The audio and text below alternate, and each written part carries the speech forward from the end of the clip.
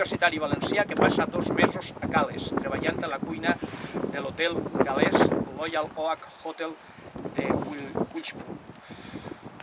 Entre moltes de les coses que fa allà, prova també de complir una missió encomanada per la família Valor, lliurar un llibre signat per Enric Valor a un misteriós galès de qui sol sap que el seu nom és o era Archibald Dixon.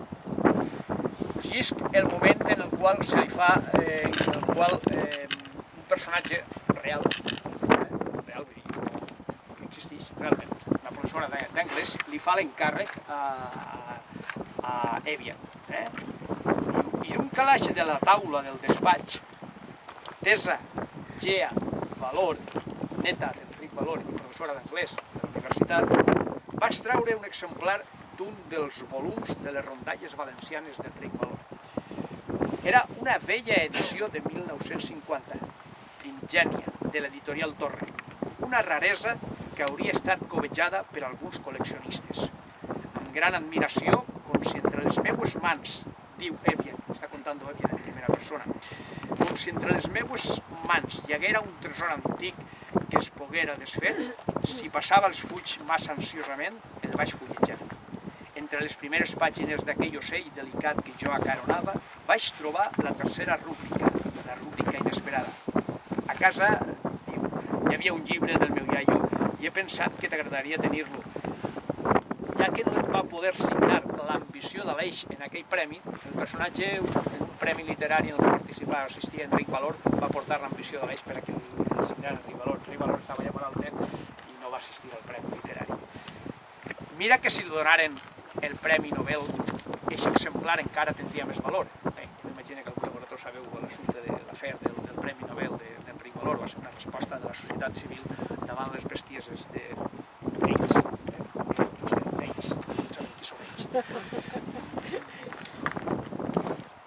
Bé, i ara ho deixo ahí, i senzillament us llisc per a que us aproximeu aquí a este Archibald Dixon, de bitàcola, vaixell, i és capità. Diu, Estambul, ara 2 i 3 d'abril de 1939.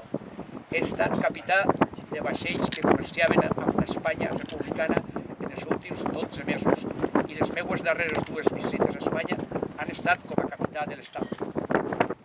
Acaba aquest fragment precisament en el postscrit, la postdata.